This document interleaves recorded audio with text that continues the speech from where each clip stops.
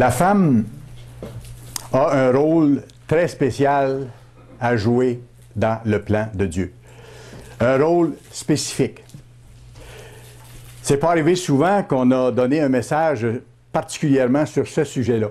Et c'est bon à un moment donné qu'on le fasse pour que nos dames dans l'Église voient à quel point elles sont précieuses aux yeux de Dieu, qu'elles sont importantes aux yeux de Dieu, et que leur action a une portée, non seulement maintenant, mais une portée éternelle. Elles ont un rôle très spécial, un rôle très spécifique dans le plan de Dieu. Et c'est d'ailleurs le titre de mon message, « L'important rôle de la femme dans le plan de Dieu ». Monsieur Meredith avait écrit dans La pure vérité de novembre 1965, en parlant des dames, il avait écrit ceci, et j'ai traduit. « Pour être vraiment heureuse, une femme doit être consciente du but pour lequel elle a été créée. » Et c'est la même chose de toute façon pour tous les êtres humains aussi. Tant qu'on n'a pas compris pourquoi nous existons et ce qui nous attend, le but de l'existence humaine, on ne peut pas être heureux vraiment, parce qu'il manque la dimension essentielle du but de la vie.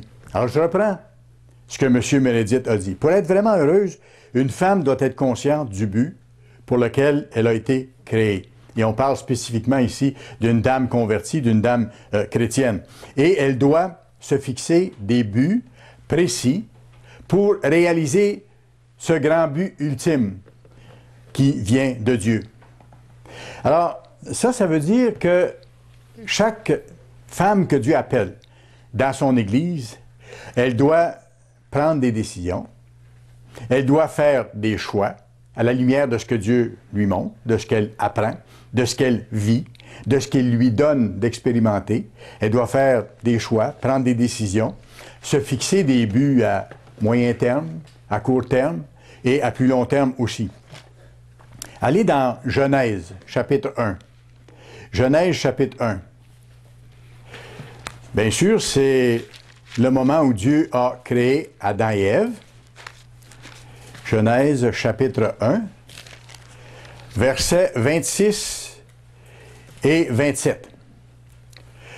Puis Dieu dit, « Faisons l'homme à notre image. » Autrement dit, faisons l'être humain à notre image, selon notre ressemblance, et qu'il domine sur les poissons de la mer, sur les oiseaux du ciel, sur le bétail, sur toute la terre et sur tous les reptiles qui rampent sur la terre.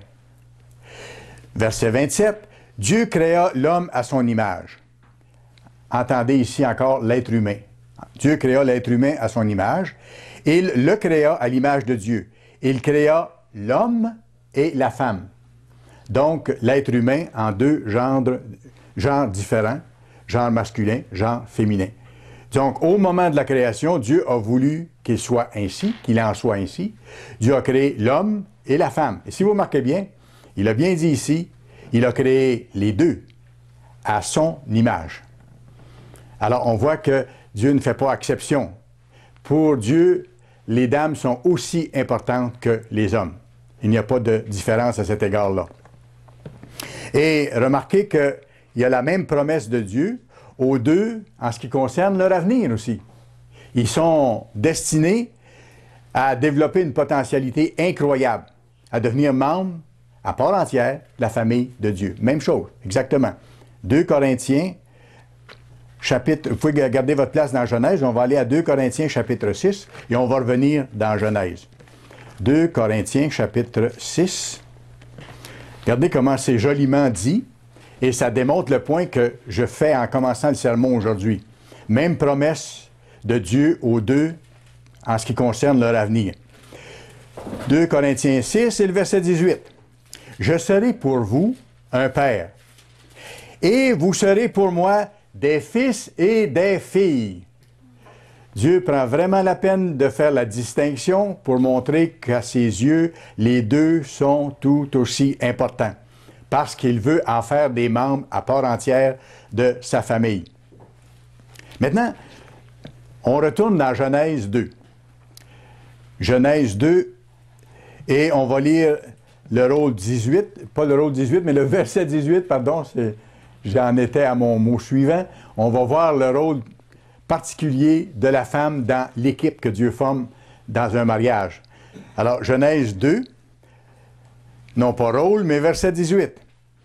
L'Éternel Dieu dit, « Il n'est pas bon que l'homme soit seul.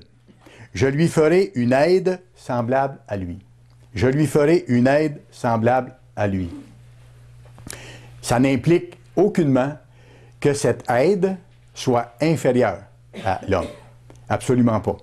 Absolument pas. Et ce n'est pas non plus un mot ou un terme péjoratif. Une aide semblable à lui. Quelqu'un de secondaire. Non, non, non. Ça n'implique pas quelque chose de péjoratif, bien au contraire. Et je vais vous le montrer dès maintenant. Vous pouvez aller à Psaume 115. Psaume 115.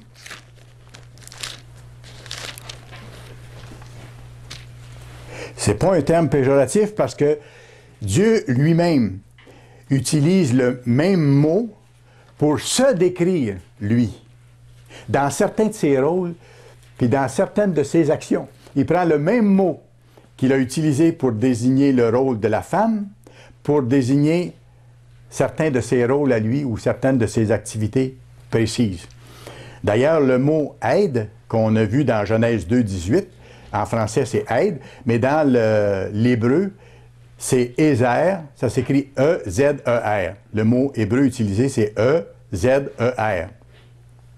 Et j'ai tiré ça, comme certains éléments du message que je donne aujourd'hui, d'un article de M. Wyatt Cicilka, qui est paru dans le Living Church News de mars-avril 2011, concernant les devoirs puis la potentialité des dames dans l'Église.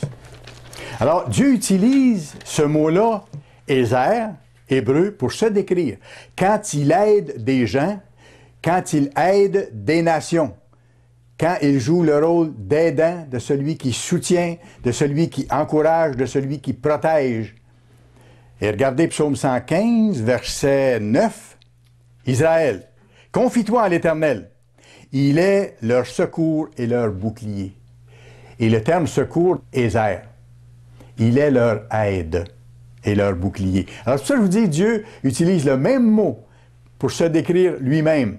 D'où l'importance qu'il accorde à la femme convertie, à la femme chrétienne, à la femme dans son Église.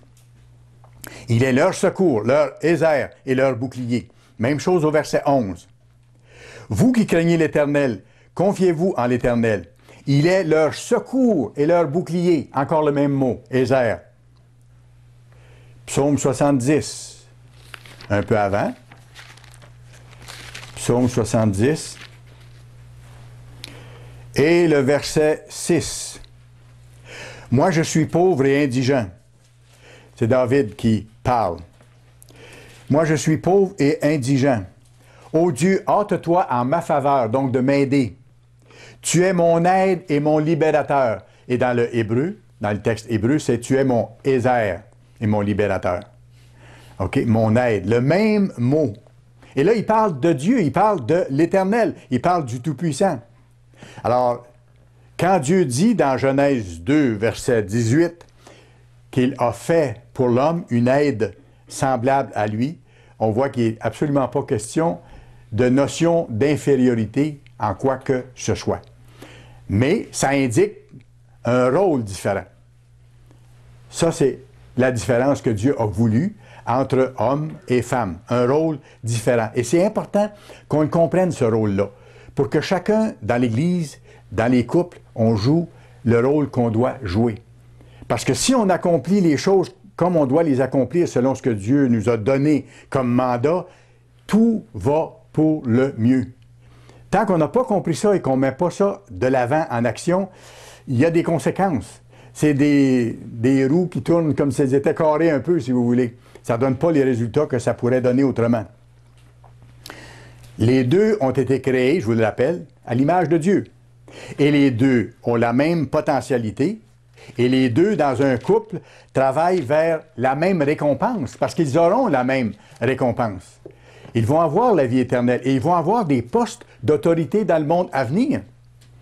Et c'est pas dit que dans certains cas, celle qui était épouse, celle qui était l'aide, n'aura pas un poste même supérieur à celui qui était son époux.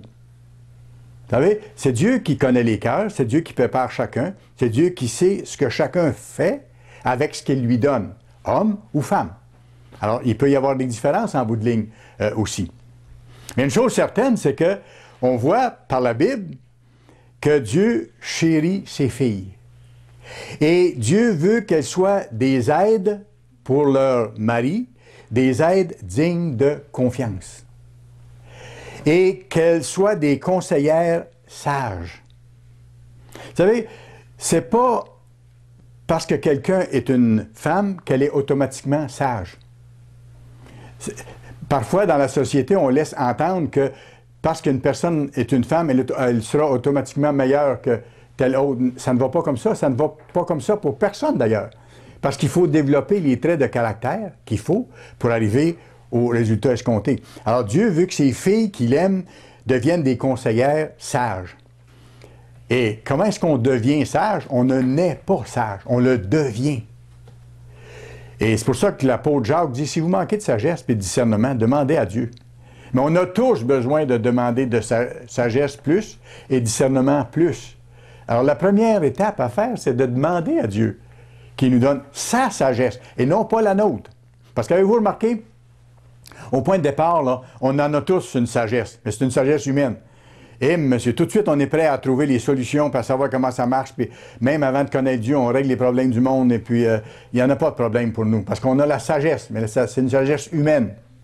Et ça mène nulle part. On voit ce que ça donne dans l'histoire de l'humanité d'avoir voulu faire les choses à notre façon. La seule sagesse qui compte, et pour les hommes et pour les femmes, mais pour les femmes aussi, c'est de demander à Dieu de nous donner sa sagesse. Et ensuite, que les dames s'appliquent à mettre en pratique les éléments de sagesse que Dieu montre dans sa parole, dans les exemples des autres dans la Bible, dans l'histoire ou dans l'Église autour d'elle. Proverbe 9. D'autre côté, Dieu réprimande sévèrement la femme qui est insensée. C'est le contraire. C'est le contraire d'être sage ou de développer la sagesse. Celle qui fait comme elle pense, comme elle veut, quand elle veut, à la vitesse qu'elle veut. Et personne ne va lui dire quoi faire. Elle sait quoi, elle sait comment, elle sait quoi, elle sait ce qui est juste, elle sait ce qui est vrai. Proverbe 9 et le verset 13. Dans le français, ça dit « La folie est une femme bruyante, stupide et ne sachant rien ». Mais dans la version King James ou dans l'original, le meilleur texte dit celui-ci « Une femme insensée est bruyante, stupide et elle ne sait rien. » Une femme insensée est bruyante, elle mène beaucoup de bruit, elle va voir beaucoup de monde, elle dit beaucoup de choses. Elle dit tout ce qui lui passe par la tête. Elle dit tout ce qu'elle a entendu des autres et elle transporte ces commérages-là à d'autres. C'est pour ça que la Bible met en garde aussi de ne pas prendre le chemin des insensés pour faire ce genre d'approche-là, de commérage, si vous voulez. Alors, il dit, dans le texte original, « Une femme insensée, elle est bruyante, elle est stupide et, au fond, elle ne sait rien. » Et je vais vous donner un exemple. Ça n'a pas pris de temps dans l'histoire de l'humanité pour que des gens deviennent insensés. Les deux premiers êtres humains sont devenus insensés en partant. Pourquoi? Parce qu'ils se sont détournés de Dieu. La source de la sagesse. La source de ce qui est sensé. Et regardez, je vais vous l'expliquer un petit peu en détail, puis vous allez comprendre encore davantage. Ève est un exemple malheureux, mais clair, d'un geste insensé. Quand, après avoir parlé avec Dieu, après avoir été avec son mari, après s'être fait expliquer les choses, comme Adam s'était fait expliquer aussi, elle a posé un geste insensé, même de commencer à écouter le serpent. Et même de commencer à discuter avec lui. Elle aurait dû savoir mieux. Tout de suite, elle s'est détournée à ce moment-là de ce qu'elle savait pour aller fouiller ailleurs. Elle a été insensée même de commencer à écouter le serpent, à discuter avec lui, plutôt que de fermer la porte tout de suite. Non, merci. Et d'aller consulter son mari, d'aller en parler, dire, écoute, il y a quelqu'un ici, là, qui veut essayer de me dire certaines choses. Qu'est-ce que tu penses de ça? Qu'est-ce qu'on devrait faire? Et là, on en discute. Voyez-vous? Non, elle a pris son propre chemin, dans le fond. Elle s'est séparée non seulement de Dieu, mais elle s'est séparée de son mari à ce moment-là, dans la façon de faire les choses. Déjà, ils n'étaient plus un couple uni ensemble. OK? Elle a pris sur elle de faire les choses. Et elle n'aurait pas dû commencer à écouter cet étranger-là qui venait murmurer à ses oreilles des choses pour semer des doutes. Et il a réussi. Non seulement ça, mais elle s'est montrée, je dirais, doublement insensée, parce qu'après ça, elle est allée voir Adam, et là, elle s'est appliquée à vendre l'idée de Satan à son mari. Pensez-y, là. Je prends le temps de le dire lentement pour qu'on le voie. Elle a pris le temps d'aller voir son mari et dire « Hey, regarde ce que j'ai trouvé, c'est merveilleux, regarde! » Sans considérer ce que c'était vraiment. « Goûte-y, c'est bon. » Voyez-vous? Elle s'est appliquée à vendre l'idée de Satan à son mari, et c'était pourtant une idée contraire à Dieu, parce qu'au fond, c'était une idée de rébellion contre Dieu. Parce que ça disait clairement que ce que Dieu avait dit était faux. On accusait Dieu de mensonge. Dieu vous a-t-il vraiment dit que vous allez mourir? Ben non, mais non, c'est pas ça. Voyez-vous? Alors, c'était directement une accusation sur Dieu. Satan est l'accusateur depuis le début de l'histoire. Et c'est pour ça que la Bible dit Satan est l'accusateur de nos frères. Et c'est pour ça qu'il faut faire attention dans l'Église de ne pas recevoir les accusations d'un et de l'autre contre un et l'autre, ou contre le ministère, ou contre l'Église. C'est la même vieille recette de l'adversaire pour semer des doutes, pour créer des divisions, pour éloigner des gens de la vérité. Proverbe 14. On est dans Proverbe 9. Allons dans Proverbe 14.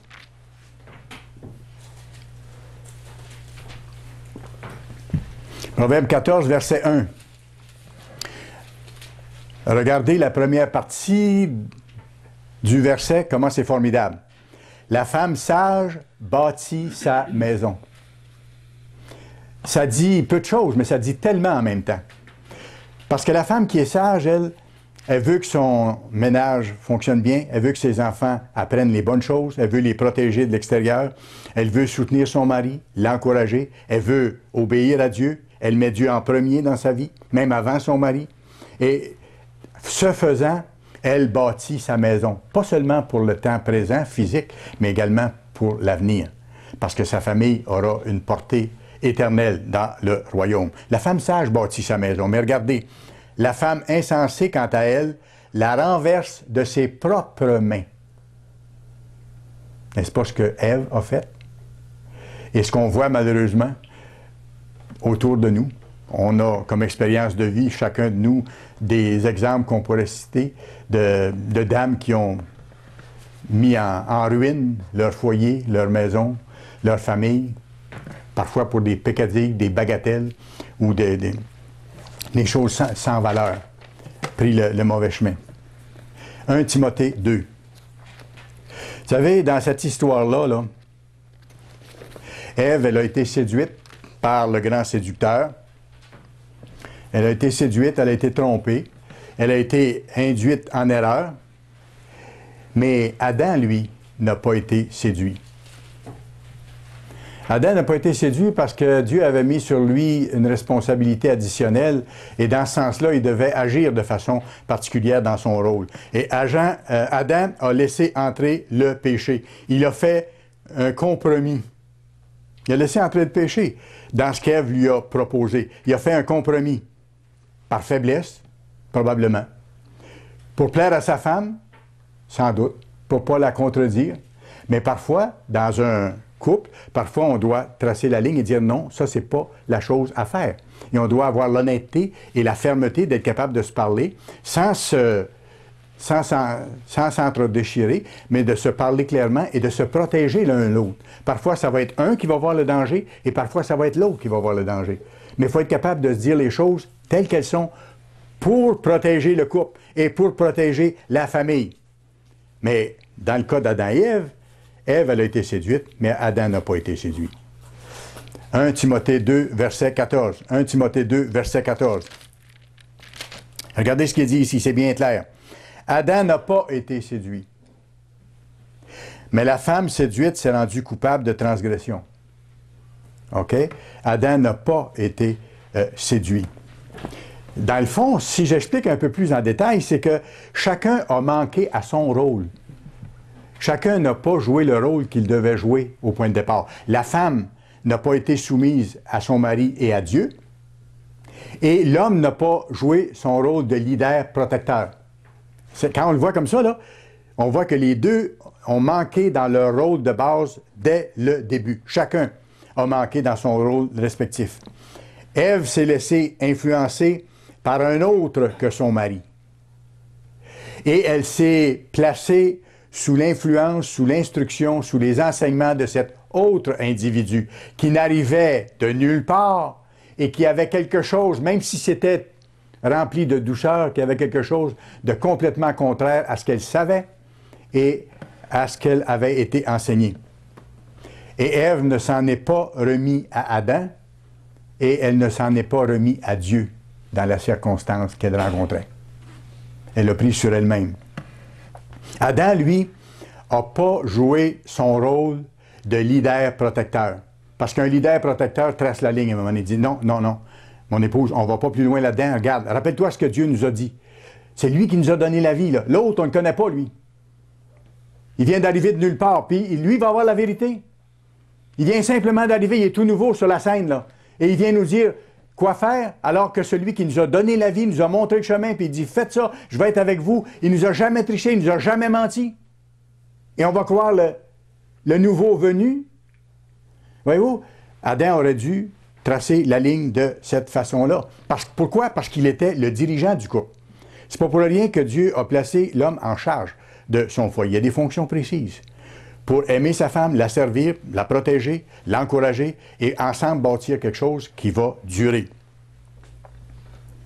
Et surtout, j'ajoute ça, dans le cas d'Adam et Ève et de la transgression qu'ils ont faite, les deux dans cette affaire-là, remarquez bien, ont laissé complètement Dieu en dehors du portrait. Ils ont laissé complètement Dieu en dehors du portrait. Et ils ne sont pas courus vers lui. Ils n'ont pas couru vers lui. Ils ont resté ensemble. Et après, ensemble, ils sont allés se cacher.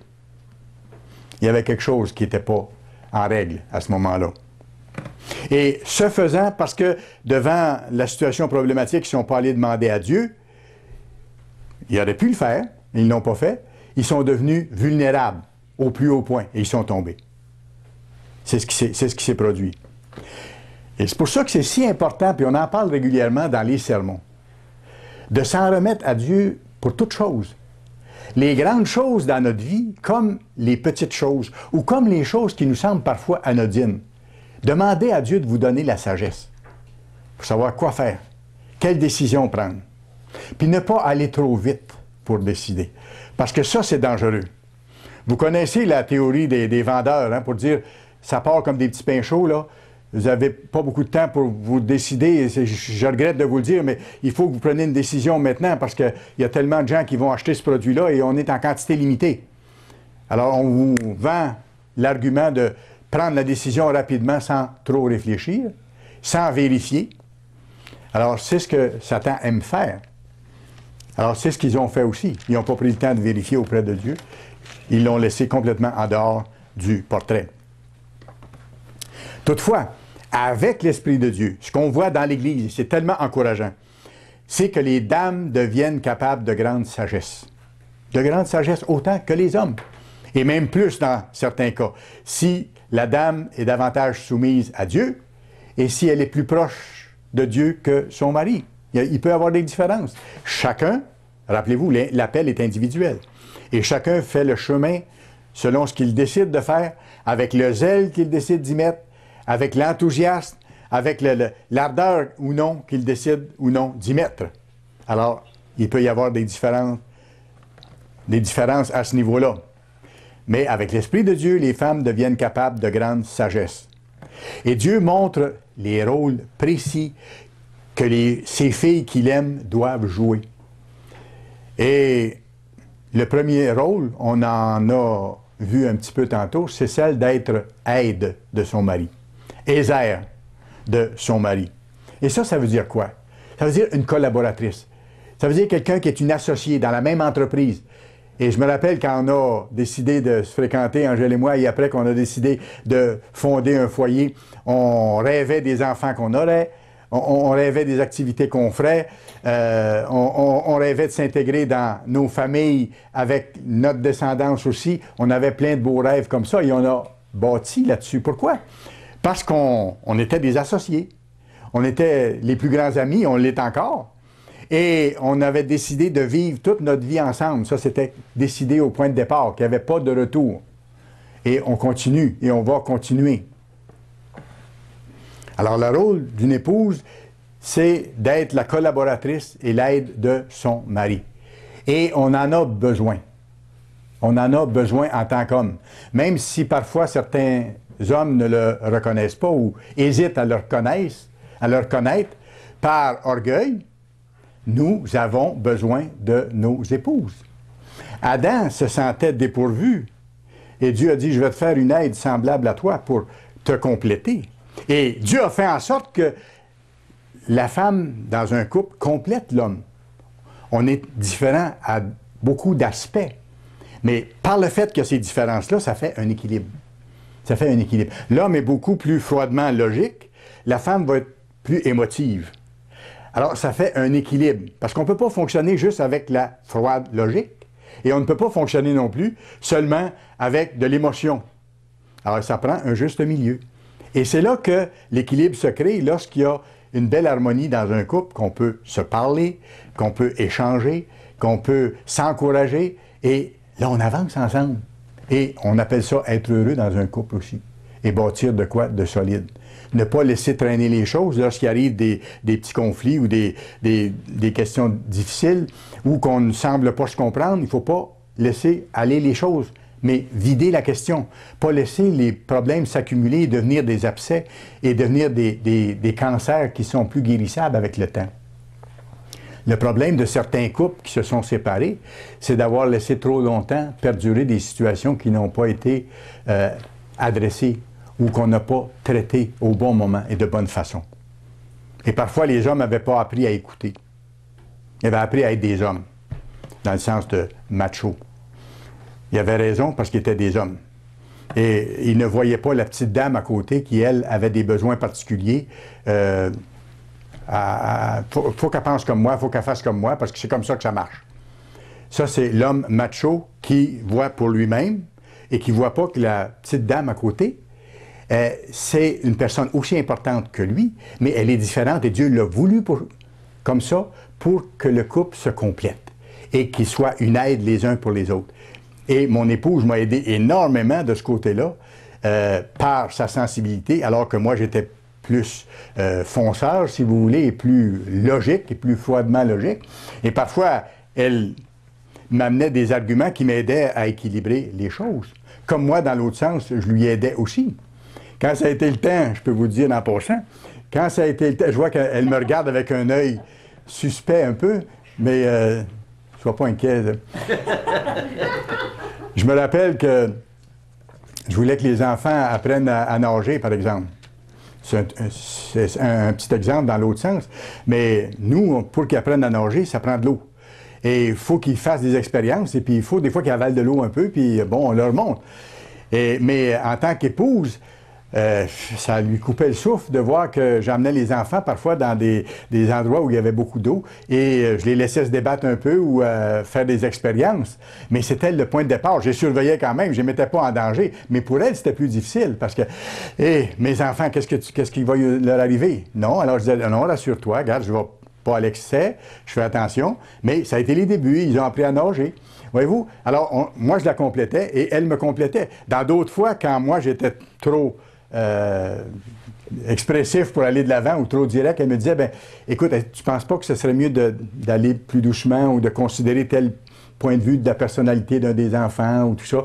Et là, on arrivait à un équilibre, on s'entendait. Alors, c'est pour ça que Dieu a fait les choses en sorte que nous soyons différents, hommes et femmes. Et la femme, dans ce sens-là, elle est une aide extraordinaire parce qu'elle nous amène ce côté-là, ce côté joyeux, ce côté sensible, ce côté perceptif des sentiments et des émotions des autres. Ce que nous, en tant qu'hommes, on n'est pas toujours capable de faire. Parce que notre cerveau d'homme limité et pas capable toujours de prendre la lecture exacte des sentiments d'une personne qui nous parle ou qu'on rencontre, par exemple. Alors que les femmes ont comme ce sixième sens-là d'être capable de voir ce que l'autre ressent ou ce que l'autre pense. Alors que nous, on ne le perçoit pas tout le temps.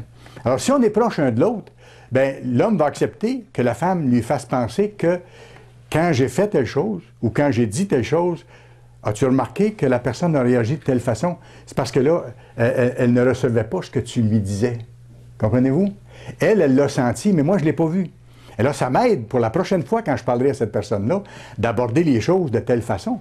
Mais si je ne tiens pas compte de sa sensibilité, qui est pour moi, dans le fond, un outil précieux, voyez-vous que je me prive de faire les choses de bonne façon, et je peux créer des problèmes. Et je ne suis pas en harmonie avec elle. On n'est pas un couple qui avance vraiment et qui sont un bonheur pour les autres autour. Alors oui, la femme est une aide précieuse pour l'homme, un encouragement, une consolation aussi. Il y a des moments dans notre vie, messieurs, où on a besoin de consolation. Ça a été vrai quand on était tout petit, mais c'est vrai quand on est plus pesant un peu, et qu'on est plus grand et plus gros, et qu'on est rendu à l'âge adulte. Et notre femme, par des paroles, sait nous consoler ou sait nous aider à passer certaines épreuves. On en passe tous. Et il y a certains hommes qui ne seraient pas là si leur femme ne les avait pas encouragés, consolés, aidés à tenir le coup dans des circonstances extrêmement pénibles. Et moi, je peux vous dire pour un que j'ai connu ce genre de situation-là aussi. Et j'en suis énormément reconnaissant à ma femme. Alors, voyez-vous, c'est pas parce qu'on a plus de muscles physiquement qu'on peut accomplir beaucoup plus. Il y a d'autres choses de plus importantes que ça. Il y a des muscles émotifs et des muscles spirituels et des muscles d'aide autres qui nous viennent et qu'on a absolument besoin. Et notre épouse, dans ce sens-là, et c'est un rôle que Dieu veut qu'elle joue, notre épouse est notre conseillère. On n'est pas obligé de faire ce qu'elle dit, mais elle est notre conseillère. Oui, oui. Parce qu'on doit sous-peser les choses, mais considérer le point de vue qu'elle nous amène. Ça ne veut pas dire qu'à chaque fois qu'une épouse a une idée vers son mari, qu'il doit l'accepter, ou jouer à Adam dans ce sens-là, mais il doit considérer, au moins considérer ce qu'elle apporte comme idée. Et notre épouse nous montre différents points de vue dans la façon de voir les choses. Et ça aussi, c'est une complétion de l'homme. Alors ça, c'est le premier rôle d'une épouse. Et c'est tellement, tellement, tellement important. Ça a une portée incroyable. Un autre rôle que Dieu veut que les épouses jouent, c'est le rôle d'enseigner les garçons et les filles, leurs enfants. Garçons comme filles, selon les voies de Dieu. Proverbe 1. Proverbe 1. Proverbe 1. Et le sermon d'aujourd'hui, il s'adresse aux célibataires aussi. Parce qu'éventuellement, vous pourriez être déchu de votre titre de célibataire. On ne sait jamais. Ou même si vous restiez célibataire, c'est important que vous compreniez vos sœurs dans l'Église, vos sœurs qui sont des épouses ou vos sœurs qui sont célibataires aussi, pour voir l'importance qu'elles ont aux yeux de Dieu et que vous ayez ce respect-là envers elles. Alors, un autre rôle important que Dieu donne aux épouses, aux dames, on le voit Proverbe 1, verset 8. « Écoute, mon fils, l'instruction de ton père et ne rejette pas l'enseignement de ta mère. » Alors, on voit ici encore l'équipe d'un couple par rapport aux enfants. Il dit, « Écoute, mon fils, l'instruction de ton père et ne rejette pas l'enseignement de ta mère. » Ça veut dire que les deux parents doivent être impliqués dans l'éducation des enfants. Et vous trouvez la même chose à Proverbe 6, verset 20. Proverbe 6, verset 20, vous pourrez aller voir. Voyez-vous, on voit dans ça, je n'irai pas plus loin parce que ce n'est pas le thème principal de mon message, mais on voit dans ça que c'est le père qui doit être en charge de l'éducation des enfants dans la famille. Mais que son épouse est avec lui dans cette entreprise-là. Mais encore là, c'est lui qui doit être le leader dans la question de l'éducation des enfants. Mais en même temps, il délègue ses prérogatives ou ses responsabilités à son épouse. Son épouse devient, dans un sens, si vous y pensez, le porte-parole, son porte-parole, comme le Christ est le porte-parole du Père. Ils travaillent ensemble, en parfaite harmonie. Le Père a toujours un poste plus élevé que celui du Christ, mais le Christ est son porte-parole. Et quand vous avez vu un, vous avez vu l'autre. Et pour les enfants, dans une famille, il faut que, quand un parent dit une chose, c'est comme si l'autre avait dit la même chose. Il faut qu'il y ait une unité dans la tête de la famille, dans le gouvernement de Dieu. Et ça, c'est une pratique. Mesdames et messieurs, là, c'est une pratique pour le gouvernement de Dieu dans le monde à venir. Ce que vous faites maintenant, ça a une portée éternelle. Et ça a une portée très puissante dans le royaume. Ce que vous faites en tant que couple et en tant que parents. On a plusieurs exemples de femmes très estimées en Israël, des femmes qui ont joué des rôles importants, des femmes qui ont réalisé des choses, des femmes qui ont enseigné aux enfants. Et ce faisant, ils ont bâti l'avenir de leurs enfants et en même temps, ils ont bâti l'avenir de la nation. Et c'est ça. Quand on enseigne, on fait quelque chose qui a une portée sur le futur, sur l'avenir. C'est pas juste pour aujourd'hui. Ça a une portée énorme. Proverbe 31. Proverbe 31. Proverbe 31, et nous allons lire dès le début. On parle de femmes dans la Bible ici qui ont été des exemples, des femmes estimées de Dieu, qui ont joué un rôle important pour leur famille, leur nation. Ici, ça décrit la femme vertueuse, vous le savez, Proverbe 31, versets 1 et 2. Parole du roi Lemuel. Sentence, c'est-à-dire des phrases ou des enseignements par lesquels sa mère l'instruisit. Alors, voyez-vous le rôle de la mère, de ce roi-là? Sentence par lesquelles sa mère l'instruisit. Et après, elle dit, « Que te dirai-je, mon fils? Que te dirai-je, fils de mes entrailles? Que te dirai-je, mon fils, objet de mes vœux? » Et ses vœux, c'est que son fils réussisse, comme toute mère, que ses enfants réussissent, qu'ils connaissent une vie heureuse à leur tour. Alors, on voit ici déjà, par cet exemple-là, que Dieu loue la femme qui fait son rôle comme il faut, son rôle d'enseignante dans la famille, d'enseigner ses enfants, de soutenir son mari dans l'enseignement des enfants. Vous avez Marie, la sœur d'Aaron et de Moïse, qui est citée à plusieurs endroits comme étant un personnage important. Parfait, non. Elle a manqué son coup à différentes reprises, comme les dames que Dieu appelle dans l'Église manquent leur coup de différentes façons et sont en train d'apprendre, comme nous, messieurs, on est en train d'apprendre. Mais c'est intéressant de voir que Dieu prend la peine de souligner le travail de nombreuses femmes dans l'Église. Et vous pourrez aller voir dans Michée 6, verset 4, il parle de Marie, la sœur d'Aaron et de Moïse, et il dit « J'ai envoyé devant toi Israël », et Dieu rappelle ce qu'il a fait pour Israël, la nation, quand il les a sortis d'Égypte. Il dit « J'ai envoyé devant toi Moïse, Aaron et Marie ». Il n'a pas juste dit Moïse et Aaron.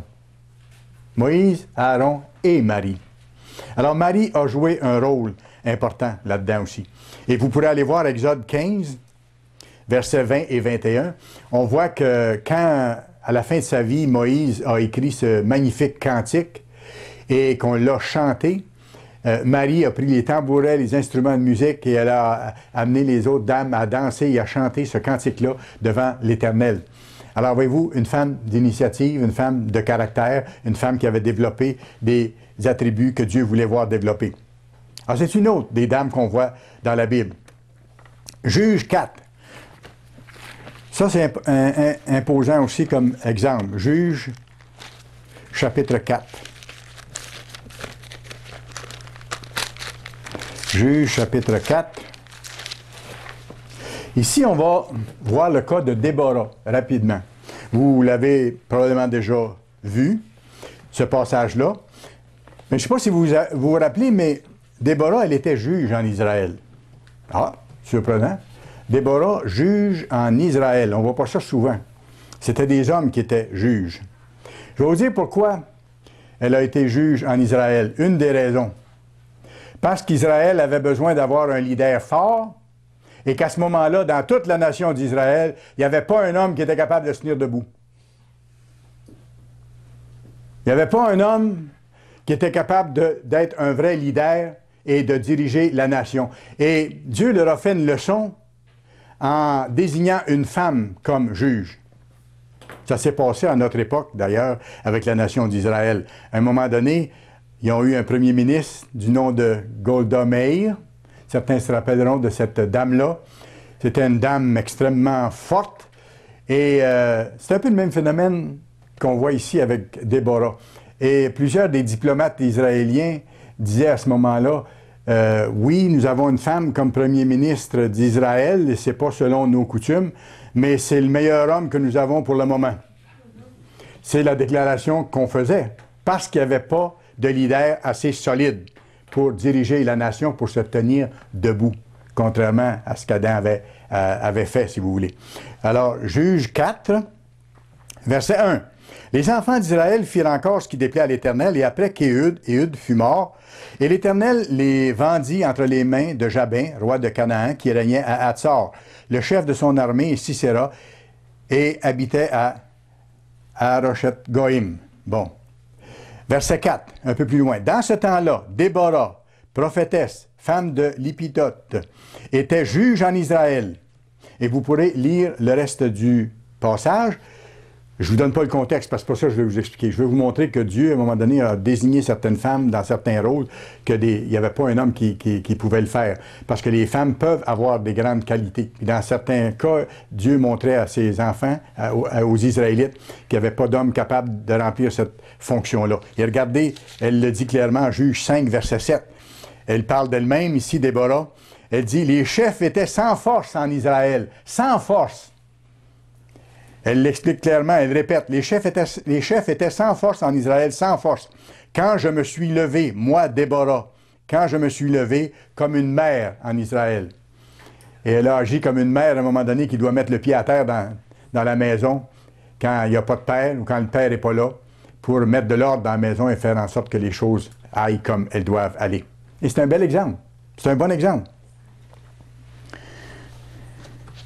On voit le cas aussi de Anne. Anne, ça c'est intéressant aussi de voir. Anne, vous irez voir dans Luc 2, versets 36 à 38. C'était une dame très âgée et elle passait presque son temps au temple à prier Dieu. Elle attendait le retour, elle attendait la venue de Jésus, pardon. Et quand le Christ est venu, elle l'a vu et elle l'a annoncé aux autres et tout ça. Et on voit là-dedans le rôle qu'on voit être joué par plusieurs de nos veuves actuellement dans l'Église. Et je pense entre autres à Mme Simonin, par exemple, que je connais depuis plusieurs années, une des anciennes secrétaires de M. Appartient, qui est plus limitée à cause de son âge, bien sûr, mais qui étudie sa Bible chaque jour, qui prie pour l'Église, qui demande qui a besoin et qui prie pour ces gens-là, qui envoie des petits mots d'encouragement à gauche et à droite. Elle fait le travail de l'œuvre. Elle est un exemple, comme plusieurs autres veuves dans l'Église de Dieu à travers le monde, des gens âgés qui sont plus limités dans leurs moyens physiques, mais qui ne sont pas limités dans leurs moyens spirituels. Vous prenez le cas d'Esther, on ne s'y reportera pas, mais Dieu a fait en sorte qu'un livre entier de la Bible soit consacré à cette dame-là, que Dieu chérit comme une de ses filles qu'il aime et qui aura un rôle précis à jouer dans le monde à venir. Oui, les femmes sont vraiment spéciales aux yeux de Dieu et il chérit ses filles profondément. D'ailleurs, quand vous regardez le 5e commandement, Exode 20, verset 12, quand Dieu dit aux enfants d'honorer leurs parents, il prend la peine de préciser « Honore ton père et ta mère ». Honore ton père et ta mère. Parce que pour Dieu, un couple, c'est une équipe.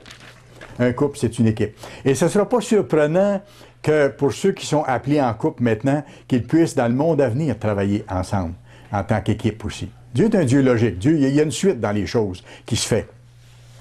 Vous pourrez aller voir aussi, Paul vante les qualités puis les actions de plusieurs femmes de l'Église. Vous irez voir dans Romains 16, verset 12. Je n'irai pas là aujourd'hui, mais vous pourrez compléter votre étude. Romains 16, verset 12. Vous pourrez aller voir Philippiens 4, versets 2 et 3. Philippiens 4, versets 2 et 3. Vous irez voir dans 2 Timothée 1, verset 5. 2 Timothée 1, verset 5. Et là, l'apôtre Paul vante la mère et la grand-mère de Timothée. Il prend la peine de souligner que c'est grâce à sa mère et à sa grand-mère que Timothée a appris les Saintes Écritures et qu'il a appris les voies de Dieu et ainsi de suite. En même temps, on voit l'importance du rôle d'éducation. Voyez-vous, ces femmes-là avaient pris le temps d'éduquer leurs enfants, de parler à leurs enfants. Et je trouve ça beau de voir les gens dans l'Église montrer à leurs tout petits les voies de Dieu. Et même à l'heure plus vieux, lorsque l'occasion se présente et que c'est souhaitable de le faire. Il faut être sage selon les circonstances, bien sûr. Vous pourrez aller voir Romains 16, verset 1. Romains 16, verset 1. On parle de Phébé, qui était une diaconesse. Parce que Dieu permet qu'il y ait des diaconesses qui soient dans l'Église, certaines femmes soient ordonnées comme diaconesses, qui n'est pas une responsabilité d'ordre spirituel, mais qui est une responsabilité de service dans l'Église. Vous vous rappelez aussi Marthe et Marie, les sœurs de Lazare. Le Christ en parle souvent. C'était des grandes amies du Christ. Je donne ça dans le contexte de l'importance que les dames ont aux yeux du Christ et aux yeux du Père. Que ce ne sont pas des créatures de seconde zone, mais aussi importants que les hommes.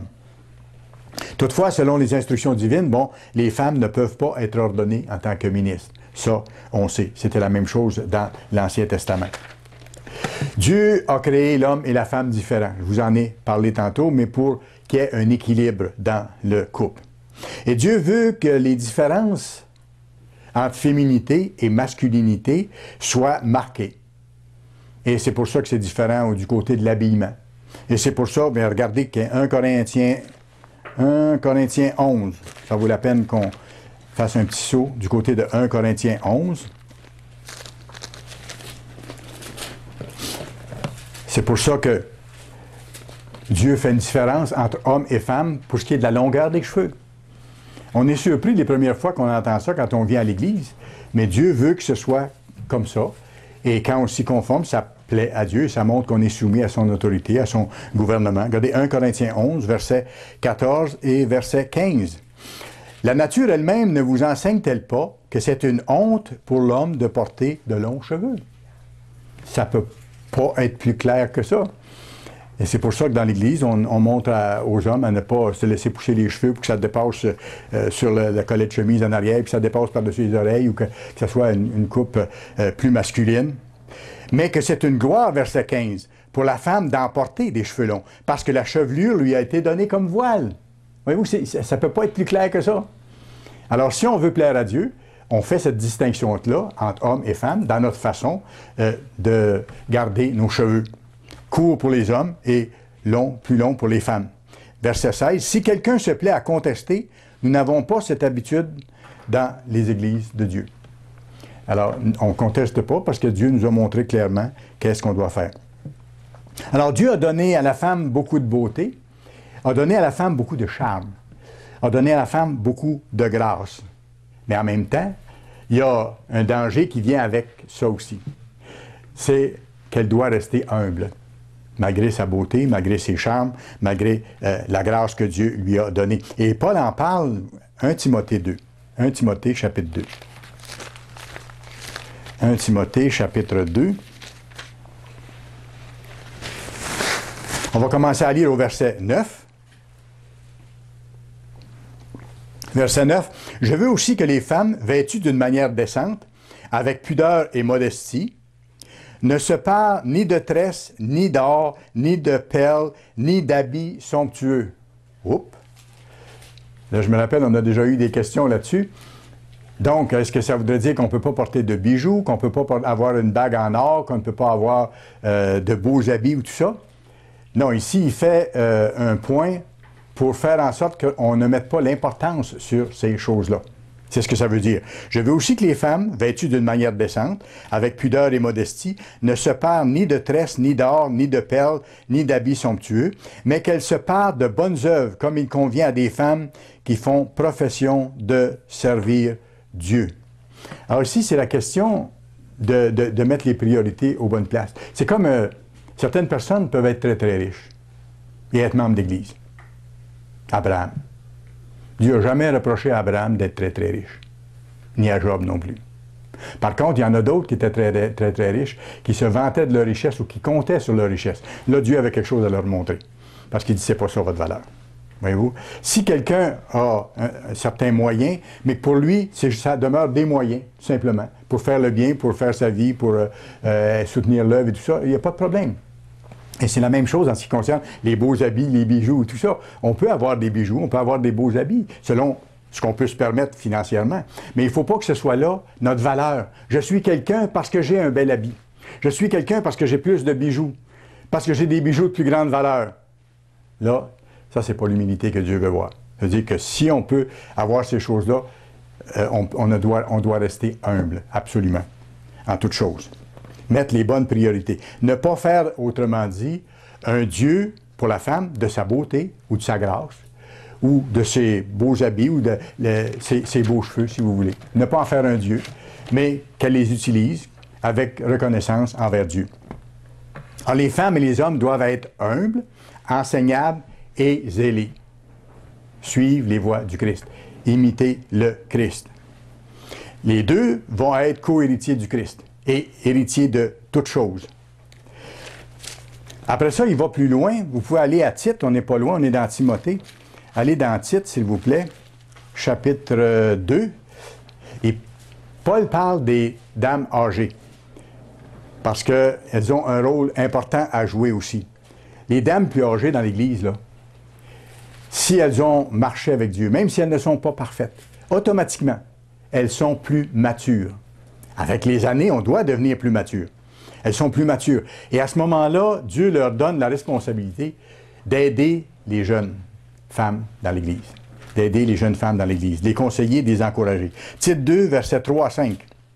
C'est intéressant, mesdames, que vous connaissiez ces choses-là, que ça vous soit rappelé, pour que vous voyez que vous avez plusieurs rôles importants à jouer. Et que, pour Dieu, c'est des choses qui comptent. Alors, Tite 2 et le verset 3 dit que les femmes âgées doivent aussi avoir l'extérieur qui convient à la sainteté. Bon, donc la façon de s'habiller, la façon d'avoir les cheveux assez longs, comme une femme. N'être ni médisante, alors ne pas faire de commérage ou ne pas faire d'accusation ou transporter des informations de une à l'autre, garder les choses confidentielles, ni médisante, ni à donner aux excès de vin, qu'elles doivent donner de bonnes instructions. Oui, parce qu'elles ont vécu. Elles ont vécu et elles peuvent aider les jeunes femmes, les encourager. Dans le but d'apprendre aux jeunes femmes à aimer leur mari et leurs enfants, à être retenues, chastes, occupées aux soins domestiques, bonnes, soumises à leur mari, afin que la parole de Dieu ne soit pas calomniée. Alors, voyez-vous, c'est encore le rôle d'une dame, mais rendu à un âge plus avancé. Autre rôle et responsabilité de la femme, c'est de mettre Dieu en premier en toutes choses. C'est pas différent d'un homme. Et son cheminement spirituel va faire en sorte qu'il sera meilleur si Dieu est en premier. Et je vous dirais ici, en premier en ce qui concerne tout.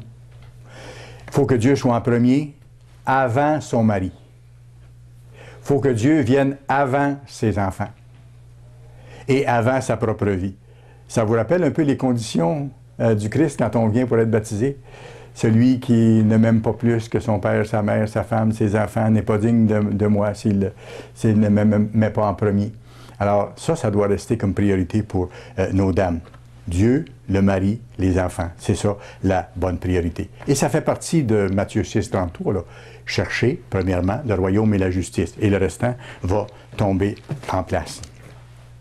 J'ai tiré maintenant du cours de leadership de l'Église à la page 72 une explication d'un point important en tant qu'épouse, celui de se soumettre au mari. Et il y a des explications vraiment encourageantes et intéressantes là-dedans. Et ça nous montre comment faire. Parce que ça a été... dans le monde, c'est véhiculé de façon extrêmement négative. Dès que vous parlez qu'une femme doit être soumise à son mari, ça relève du Moyen Âge et c'est quelque chose qui n'a pas de sens, qui n'a aucun sens parce que c'est plus de nos jours et ainsi de suite. Mais regardez comment on explique la chose ici. D'ailleurs, on est basé sur la Bible qui dit, par exemple, Éphésiens 5, verset 23, « Le mari est le chef de la femme, comme Christ est le chef de l'Église. » Éphésiens 5, 23, « Le mari est le chef de la femme, comme le Christ est le chef de l'Église. » Est-ce qu'on peut reprocher à Dieu d'avoir établi le Christ comme chef de l'Église? Non, hein? Et on ne peut pas reprocher à Dieu d'avoir établi le mari dans un couple pour être le chef du couple. Éphésiens 5, 22. « Femmes, soyez soumises à votre mari. » C'est-à-dire respecter son autorité. Comme au Seigneur. La soumission, ça ne veut pas dire ne plus avoir d'idées par soi-même, ne plus discuter de rien, faire totalement ce que l'autre dit. C'est absolument pas ça. Absolument pas ça. On parle d'une collaboratrice, on parle d'une assistante, on parle de quelqu'un qui travaille en équipe avec celui qui est le chef de l'équipe. Et je cite ici à la page 72. « Se soumettre à l'autorité de son mari.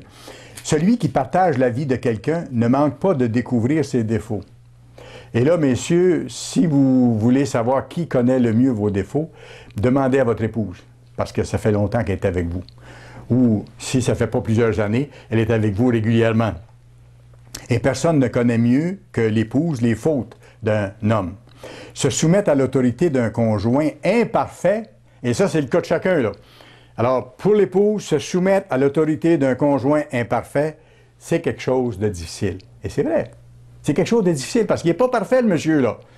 Puis il faut que je me soumette à lui. C'est un test, là. C'est un test. Et il faut avoir l'aide de Dieu à chaque instant. J'ai aimé ça. C'est marqué clairement dans le cours de leadership. C'est pas facile de se soumettre à quelqu'un qui n'est pas parfait et qui est un chef au-dessus de nous. Mais c'est ce qu'il faut faire et on peut le faire seulement avec l'aide de Dieu. Comme nous, au travail, on doit se soumettre à nos patrons, comme le Christ doit se soumettre à Dieu, et comme les maris doivent se soumettre au Christ. Voyez-vous? Tout ça se tient, c'est le gouvernement de Dieu.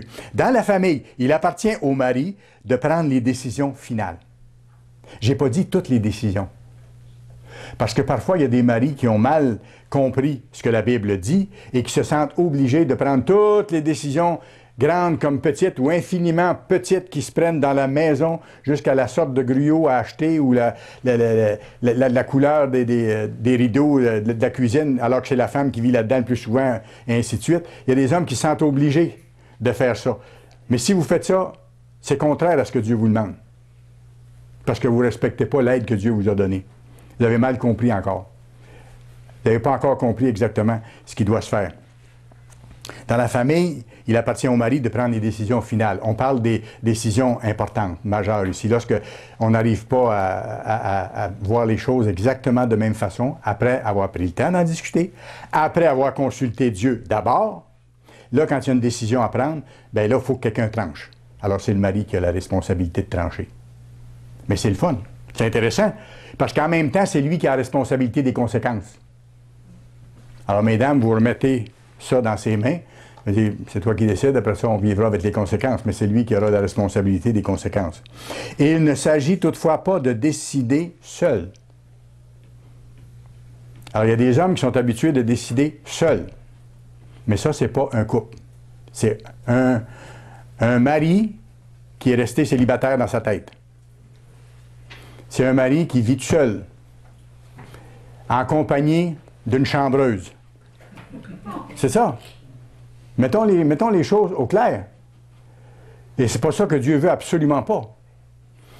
Et ça va tellement mieux. On a développé cette chose-là, mon épouse et moi, puis on a encore à le développer, puis à continuer à le faire, de parler des choses, d'échanger. Puis quand tu as des décisions, de sous-peser le pour et le contre après avoir parlé à Dieu, puis après on va de l'avant. Et ça va tellement mieux, parce qu'on est sur la même longueur d'onde. Même si on peut avoir des façons de voir différentes. Mais ce n'est pas à moi à décider seul. Sauf que c'est à moi à prendre la décision finale si on n'est pas entièrement d'accord. Après avoir consulté Dieu, là, quelqu'un doit trancher. Le mari doit chercher conseil auprès de son épouse. Chercher conseil, ça ne veut pas dire qu'il va faire exactement ce qu'elle va dire. Mais il doit chercher conseil. Qu'est-ce que tu penses de telle chose? Et quand on fait ça avec notre épouse, ça veut dire quoi? Ça veut dire que je la considère. Je la considère comme importante. Je la considère comme un être humain. Je la considère comme ma compagne. Je la considère comme mon associé, celle avec qui je bâtis des choses. Je cherche conseil auprès d'elle avant de prendre toute décision majeure. Avant de prendre toute décision majeure. La femme doit ensuite respecter la décision qu'il prend. Il a décidé, c'est comme ça. Et ensuite, on pousse dans cette direction-là parce que la décision a été prise. Là, après que c'est fait dans l'ordre que je vous dis, ce n'est pas le moment de bouder ou de ne pas être contente et de le faire savoir pendant 2 semaines que ce n'était pas ma façon de voir les choses. Il a fait les choses à sa... Non, on en a discuté, on en a convenu de différentes choses. On n'est pas arrivé à une conclusion claire, on a demandé à Dieu et j'ai été en tant que mari obligé de prendre une décision. Et après, on vit avec et après... mon épouse m'aide.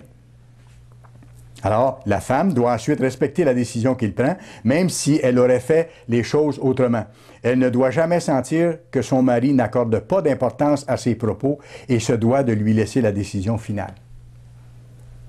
Dans le fond, c'est simple, mais c'est important que je vous donne ces données-là aujourd'hui, parce que ça fait la différence entre un couple qui marche bien et où il y a une sérénité dans la maison et où on vit les mêmes choses ensemble de bonne façon. Dieu a créé la famille humaine à l'image de sa propre relation avec son Fils. Vous pourrez y penser. Et plus tard, avec l'ensemble de sa famille spirituelle. Ainsi, c'est au sein d'une famille physique qu'il nous a placés afin de nous permettre d'agir, d'apprendre et de croître. Plusieurs hommes se laissent aisément diriger par les autres, mais trouvent difficile de diriger eux-mêmes. Ça, c'est un problème de certains hommes. De difficulté à diriger. Mais il faut, messieurs, si c'est votre cas, que vous développiez de diriger. Demandez à Dieu. Demandez à Dieu dans ce sens-là. Pourtant, c'est à eux que Dieu a confié cette tâche, comme il avait confié à Adam de prendre soin du couple. De même, plusieurs femmes, étant elles-mêmes de bons leaders, se laissent difficilement diriger par d'autres. Certaines dames ont ça en elles, d'être des leaders. Et c'est bien, ce n'est pas un défaut. Sauf que, si c'est votre cas, vous devez quand même respecter la règle de Dieu et vous soumettre à votre mari, même s'il est peut-être moins au point de départ un leader que vous. Voyez-vous? Et là, le couple va marcher. Et il y aura des fruits de ça. Et pourtant, c'est à elles, aux dames, que Dieu a donné la responsabilité de se laisser guider. La personne adjointe au commandant n'est pas pour autant incapable de mener. La personne adjointe au commandant n'est pas pour autant incapable de mener. C'est vrai dans les forces armées, c'est vrai dans les entreprises, c'est vrai dans la famille, c'est vrai dans le couple. Et je me rappelle, M. Armstrong, en parlant de son épouse, puis de son mariage, disait « J'aurais jamais marié une femme qui n'était pas capable d'être un leader.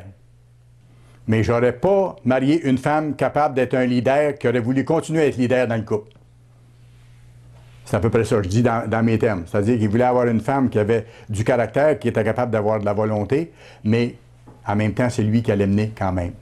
Mais ils ont formé une équipe formidable aussi. Et elle se soumettait à son mari dans ce sens-là. Souvent, l'épouse est tout à fait capable de diriger. Mais Dieu veut qu'elle apprenne à se laisser guider en évoluant dans la structure familiale. Et j'ai vu plusieurs fois dans l'Église des jeunes femmes avec beaucoup d'enthousiasme, beaucoup de zèle, beaucoup de capacité, puis qui étaient capables de mener, mais qui ont compris, puis ont changé, ont mis ce zèle-là au service de leur mari, de leur famille, et ont laissé leur mari prendre la place qui leur revient. Ils les ont même soutenus dans ce sens-là, et ça a changé pour le mieux. Et les résultats ont été formidables. Chaque fois, c'est pareil, c'est une recette gagnante. Dieu veut que la dame apprenne à se laisser guider en évoluant dans la structure familiale. C'est Dieu qui a désigné les rôles de chacun de manière à les aider à croître. La question est de savoir si nous acceptons de remplir les fonctions qu'il nous a assignées. Ça, c'est le premier point. Est-ce que j'accepte mon rôle et mes rôles? Est-ce que je les mets en pratique? Et vous savez, dans ce sens-là, je reviens là-dessus, le couple, c'est un terrain d'entraînement pour le monde à venir. C'est un terrain d'entraînement pour le monde à venir. On va former le gouvernement. Tous d'entre nous, nous allons être soumis à quelqu'un d'autre. Et nous apprenons tous à être soumis maintenant. Nos épouses à nous, nous au Christ, le Christ à Dieu. Et c'est déjà la structure gouvernementale qui apparaît. Vous pourrez aller voir dans Proverbe 31, verset 10, Dieu manifeste son appréciation d'une femme qui a du caractère. Qui peut trouver une femme vertueuse? Une femme vertueuse, c'est une femme qui a du caractère. Une femme qui est digne de confiance, capable de faire des bons choix de plus en plus, de pratiquer la justice de Dieu, de faire preuve de sagesse, de prudence, qui est économe, qui dirige sa maisonnée. Il faut que le mari laisse l'épouse diriger sa maisonnée aussi. C'est pas à lui à tout diriger partout, dans tous les moindres détails, comme j'ai mentionné tantôt. Et c'est très, j'ai vu des cas dans le passé où l'homme administrait sans en informer sa femme du tout. Et quand l'homme est décédé, mais la femme était incapable d'administrer. Elle ne savait absolument pas comment les choses fonctionnaient, comment faire les chèques, comment payer les paiements, qu'est-ce qu'il y avait à payer, comment organiser les choses. Alors que dans un couple, on doit apprendre l'un de l'autre à faire les choses ensemble, et le mari doit montrer à sa femme comment administrer. Lui, il peut administrer, ou il peut confier à elle certains dossiers, pour administrer. Nous, on n'administre pas toute la même chose. Mon épouse administre certains domaines de la maison. Je ne m'occupe jamais, en ce qui me concerne, de l'épicerie, des factures de ça, de d'autres éléments de notre administration. Moi, je m'occupe de certains éléments, mais elle est au courant de ce que je fais. Et parfois, je suis au courant de ce qu'elle fait. Mais si jamais je partais, elle sera pas mal pris. Elle sait quels sont mes comptes, quelles sont mes obligations, comment les choses fonctionnent, les assurances, et ainsi de suite. Il faut qu'on soit vraiment une équipe dans tout. Et maintenant, je vous donne un grand encouragement. 1 Corinthiens 7. 1 Corinthiens 7. Il ne faut pas que j'oublie ça. 1 Corinthiens 7. 1 Corinthiens chapitre 7. Si une dame chrétienne est mariée à un non-croyant, vous savez une chose? Et ça, c'est encourageant. Dieu dit que le mari et les enfants sont sanctifiés, sont aux yeux de Dieu dans une catégorie spéciale, à cause d'elle. 1 Corinthiens 7, verset 14. Car le mari non-croyant est sanctifié par la femme, et la femme non-croyante est sanctifiée par le mari. Autrement, vos enfants seraient impurs, tandis que maintenant, ils sont saints, c'est-à-dire dans une catégorie à part aux yeux de Dieu. Ça, c'est formidable, c'est tellement encourageant. Et l'histoire, en ce qui concerne ce qui s'en vient avec les événements qui se profilent devant nous, elle n'est pas terminée. Et Dieu travaille avec nos enfants, Dieu les aime, et Dieu a placé dans une catégorie à part nos enfants, même qui ne sont pas dans l'Église actuellement, pour le moment. Il y a des situations difficiles, bien sûr, quand une femme est mariée avec un conjoint non converti. Parfois, il n'y a pas de conflit, mais parfois, il y a des conflits. Et là, il s'applique Acte 5, verset 29, qui dit « Il faut obéir à Dieu plutôt qu'aux hommes ». Alors ça reste la règle qu'il nous faut suivre, qu'il nous faut appliquer. Il y a un article, dans l'article que je vous ai cité de M. Cicilca, je vous traduis ici un passage important. Certains ont été appelés dans l'Église de Dieu avant leur conjoint. D'autres sont mariés à des conjoints qui ont quitté la vérité. Dans un cas comme dans l'autre, le conjoint converti doit aimer et prier pour le conjoint non converti, être gentil et fidèle. Dieu va récompenser le conjoint fidèle en lui donnant la force et la sagesse. Il ne permettra pas d'être testé au-delà de ce qu'il peut supporter.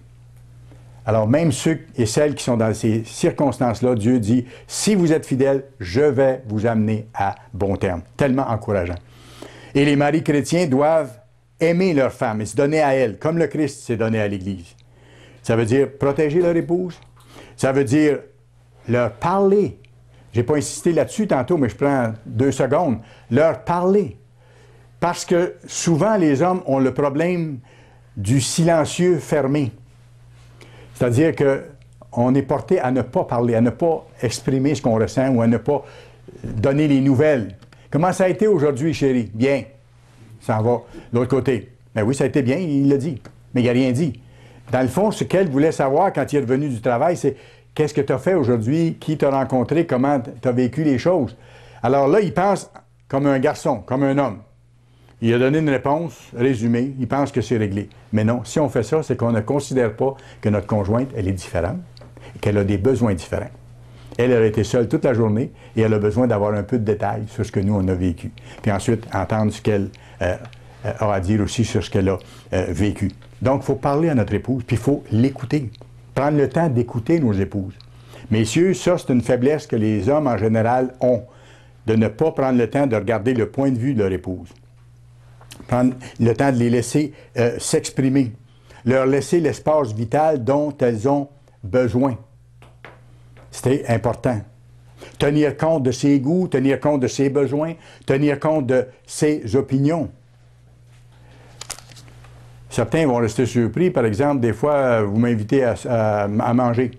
Puis là, je vais dire, ben, attendez un peu, je vais en parler à mon épouse. Je sais que certains ont été surpris quand j'ai fait ça dans le passé. Mais c'est la moindre des choses. Je ne sais pas, moi, ce soir, par exemple, si mon épouse n'est pas en forme. OK? Il faut que je lui parle avant. Et je ne sais pas si elle-même n'a pas eu un appel téléphonique pour nous dire qu'un de nos enfants s'en venait nous visiter tantôt et qu'elle n'a pas eu le temps de me dire. Si moi, je prends la décision, oui, on y va, on va aller manger avec vous, mais qu'elle n'est pas disposée ou qu'il y a d'autres choses de préparées ou d'autres choses de prévues, comprenez-vous que je ne respecte pas ses besoins et sa situation. C'est rien que de dire, je vous reviens, j'en parle à mon épouse et je vais vous revenir. Et on n'a pas du tout à se sentir moindre à cause de ça. Au contraire, c'est exercer le leadership. Parce qu'un leader respecte ceux avec qui il collabore. C'est une des premières qualités qu'on doit avoir et développer. Tenir compte des goûts de l'autre, des besoins de l'autre, de ses opinions. Agir avec douceur, avec patience, avec considération. Ne pas être dur avec notre conjoint. 1 Pierre 3. Je pense que c'est important qu'on voit ça ici. 1 Pierre chapitre 3 et le verset 7. Parce que si on ne tient pas compte des goûts de notre épouse, si on ne tient pas compte de son opinion, si on ne l'écoute pas dans ses besoins, quand elle dit « Chérie » ou « Mon mari, je voudrais plus dans l'avenir qu'on soit dans telle ou telle circonstance parce que... » Prendre le temps de l'écouter et considérer ce qu'elle demande. Parce que s'il y a un besoin, je me dois d'y répondre. Et non pas de passer par-dessus en disant « Oh, elle pense comme ça, mais elle devrait penser comme moi. » Parce qu'il y a une conséquence à ça. C'est que Dieu, messieurs, si vous faites ça, n'entend pas vos prières. Et il y a des prières dans l'Église qui ne sont pas répondues parce que vous n'entendez pas la prière de votre épouse. Quand votre épouse vous souligne un de ses besoins, j'aimerais mieux que, et c'est plusieurs fois qu'elle vous revient avec ça, mais que vous considérez que c'est des idées de femme, ou elle ne voit pas les choses comme je les vois. Vous allez en prière devant Dieu et vous dites à Dieu, aide-moi dans telle circonstance, telle circonstance. Pensez-vous que Dieu va vous traiter de façon différente de celle que vous traitez votre épouse? 1 Pierre 3, verset 7. Marie, montrez à votre tour de la sagesse dans vos rapports avec votre femme, comme avec un sexe ou un être plus faible. Honorez-la comme devant aussi hériter de vous de la grâce et de la vie. Qu'il en soit ainsi afin que rien ne vienne faire obstacle à vos prières. Si vous comprenez bien ce qui est écrit ici, c'est que mes prières peuvent être bloquées par rapport au trône de Dieu si moi, je n'ai pas cette considération-là pour mon épouse. Si je n'entends pas ses prières, ses supplications, ses demandes, et si je ne réponds pas à ses besoins, comme c'est ma responsabilité. Nous, les maris, on ne doit jamais oublier que notre Seigneur et Maître a pris la forme d'un serviteur. Il a pris la forme d'un serviteur. Il a même donné sa vie pour chacun de nous, pour l'Église. En terminant, on voit, j'espère que vous avez vu encore davantage et que ça va vous encourager, mesdames et messieurs, nous, à respecter davantage les dames dans l'Église. Dieu considère chaque femme chrétienne comme une princesse très estimée. Vous connaissez Abraham, le père des croyants. Il avait une épouse formidable. Vous connaissez son nom, Sarah. Vous savez ce que Sarah veut dire? Sarah veut dire princesse. Le nom de Sarah, comme notre petite Sarah Gauthier, ici dans l'Assemblée, qui a 5 ans, ça veut dire princesse. Alors Dieu considère la femme chrétienne qui veut faire sa volonté comme une princesse très estimée, comme une aide capable et précieuse pour Dieu, pour son œuvre, pour l'Église, pour le mari, pour la famille.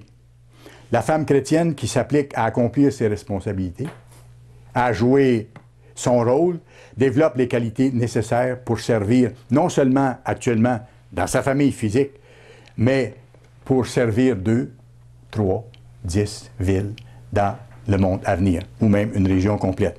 En terminant, je vous cite simplement Proverbe 31, verset 30. « La femme qui craint l'Éternel est celle qui sera louée. » Celle qui joue son rôle comme elle doit le jouer, qui s'applique à le développer avec l'aide de Dieu.